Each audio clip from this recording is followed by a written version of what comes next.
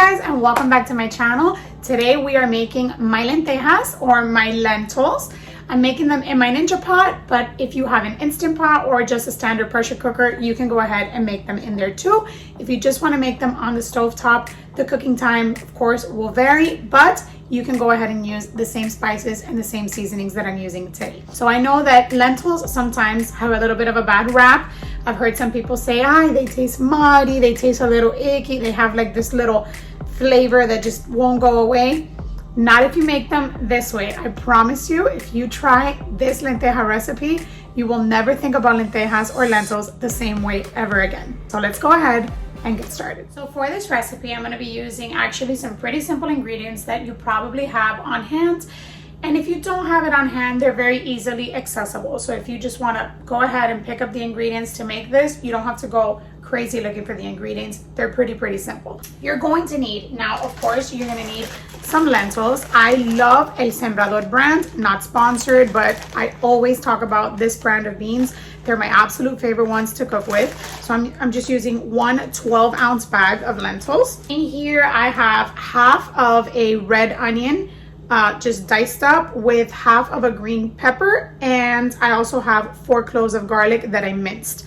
Now, if you have a yellow onion or a white onion, you don't have purple, that's fine. Go ahead and use the onion that you have on hand. Let's say that you have red bell pepper and you don't have green. Go ahead and use that. Doesn't have to be exactly like this. Just make sure that you're using onion, garlic, and bell pepper for your sofrito base. Here I just have some tomato paste. If you don't have tomato paste, tomato sauce works well. Same thing. I will say I will be leaving all of the ingredients and their measurements in the description box below as always. I'm using a packet of sazon goya. I'm using the orange one with culantro y achiote. I am using a chicken bouillon cube. If you have the bouillon packets, you can go ahead and use one of those. One packet equals 1 cube. I'm using some cumin, some dried oregano, some garlic salt. All of these things are to taste. The only thing that I really do measure salt-wise is just my packet and my little cube. And then this, I kind of just do it, I eyeball it and I do it to taste. You know, that's how I do all my recipes if you've watched my other videos. A little bit of extra virgin olive oil and some Chardonnay. You can use any white wine that you have on hand for this recipe. And if you have a splash, if you add a splash of red wine, it works fine as well. Just make sure you have a little bit of wine. That's just an added little touch that I like to add in. Over here I have 2 chorizos. I always talk about chorizo la abuelita. Again, not sponsored, but it's literally my favorite one. If you can't find chorizo la abuelita, just go ahead and use your favorite chorizo or the one that's easiest to find. I'm using 2, like I said, and I just cut them up into little circles. Now, if you're going to be feeding this to a younger baby or a toddler, cut this up into smaller pieces because this is a choking hazard, just FYI. And over here, I just have 1 piece of Falda. I'll link right here what it's called in English. I'm sorry, guys. I'm super Cuban. This is Falda to me. So I just have 1 piece that I cut into 2. Now, this is optional. You don't have to add this in. However, I add it in because it not only adds an extra level of flavor to your lentejas, but also I use it once it's cooked already in the pressure cooker. I'll shred it up and I'll use it to make my ropa vieja, which is another video that I will have in the future for you guys. It's another recipe. It's some Cuban shredded meat that I love to put on top of tostones, and it's so good. So I will have that recipe in the future, but now we're talking about lentejas. So let's get back to the lentejas.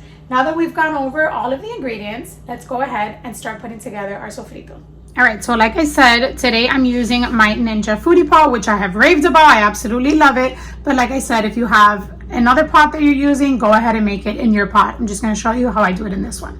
First thing I do is turn on my pot, set it to my sear saute mode, put the temperature on a medium to high, and I press start, and we're just gonna wait for this to get nice and hot.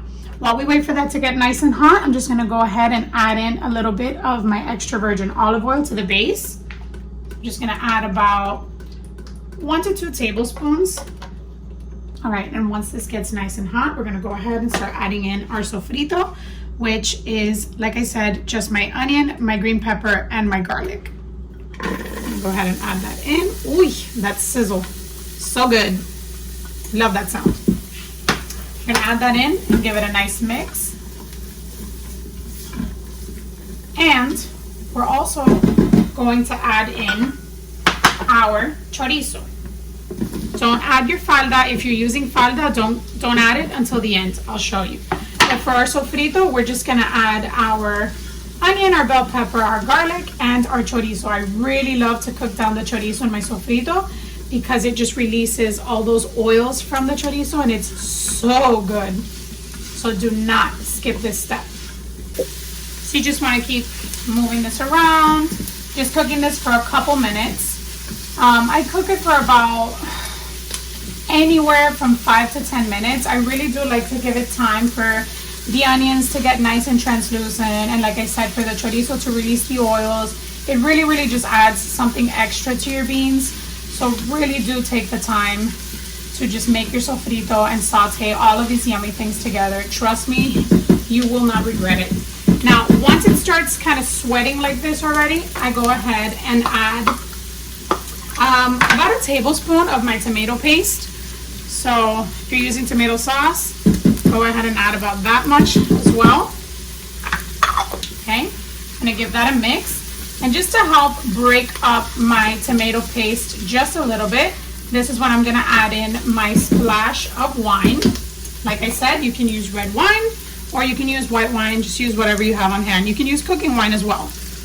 I'm gonna add in a splash of that. And I'm gonna mix it up. And you see that kind of helps to break up my tomato paste and get everything scraped up from the bottom of my pot. So good. Now, once this has been cooking for a couple minutes, I'm gonna go ahead and start seasoning this. So I'm gonna add my ground cumin. I'm gonna add about that much. I'm gonna add in my dried oregano. And I'm gonna add in my garlic salt. Sorry guys, I just eyeball this. I've always been that way. I'm gonna add in my little bouillon cube, which I'm just gonna crush up in my hand, just like that. And I'm not gonna add in my packet of sazon just yet. I'm gonna give all of this a mix, get it all nice and combined.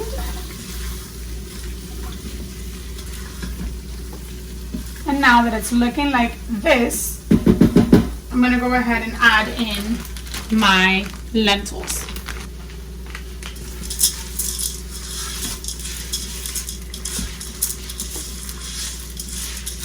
Mix them around, get those flavors distributed, get those beans nice and coated. Now I'm gonna go ahead and turn off my sear saute mode. I'm gonna turn it off and I'm gonna add in my water. Now for my lentils, I like to add anywhere between 4 to 5 cups of water. Today, I think I'm gonna do about 4.5. I'm just gonna keep it safe in the middle. So I'm gonna go ahead and do that and I will come back and show you what that looks like. Okay, now that I added in my water, I'm gonna go ahead and add in my sazon goya packet. I'm just gonna sprinkle it in, give it a mix. Just like that.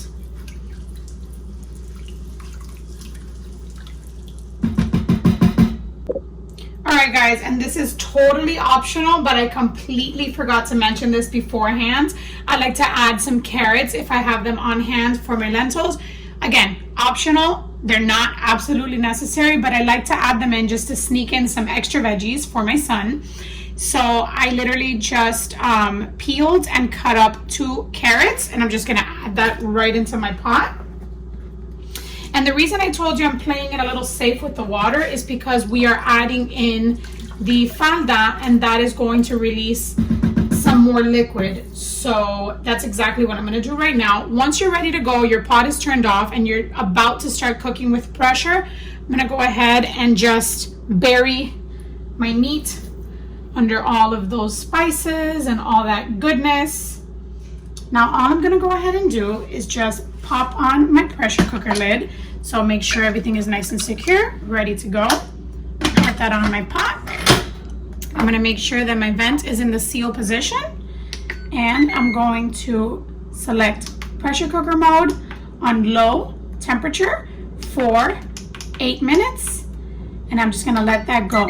After the 8 minutes, I'm going to allow this to release the pressure naturally, so natural pressure release for 10 minutes. What does that mean? Once my pot beeps that the 8-minute timer is up, I'm just gonna let the timer count up 10 minutes. So a total of 18 minutes cooking time. And then once that is done, I will release the pressure and show you what they look like. All right, it's been 10 minutes, so I'm gonna go ahead and stop it. I'm gonna open and release all of my pressure. And once this little red valve goes down, that lets me know that it is safe to open my pot. There you go. My little red safety valve went down, so it is safe to open up my pot. Let's take a look at these lentejas. Woo-hoo-hoo! They look absolutely perfect. We're gonna go ahead and give this a mix. So yeah, guys, the 4.5 cups of water, at least for this pot, were absolutely perfect. If I hadn't added in my falda, I would have probably added 5 cups of water, just because I know that the meat did release some liquid into here. Now, this is complete personal preference. There are some people who like it a little bit runnier. There are some people who like it a little bit thicker. Do keep in mind, if you're going to be storing this in the fridge, like you're making a big batch, or you're going to be freezing this, you know, to pop out for dinner when you need it, keep in mind that this will thicken up a little bit in the fridge. So I always tend to leave it a little bit on the runnier side, not soupy, but just a little on the runnier side. And it's really, really delicious, just like this, as is, or over a little bit of white rice. That's how we love to have it here. So what I'm gonna go ahead and do is take out the pieces of falda, like I said, and I'm just gonna set them aside in a different container because I am going to use that for my ropa vieja. If you wanted, you can go ahead and shred some of that falda and add it in here to your beans, but I'm not going to be doing that today. So I'm gonna go ahead and plate this up and show you what it looks like.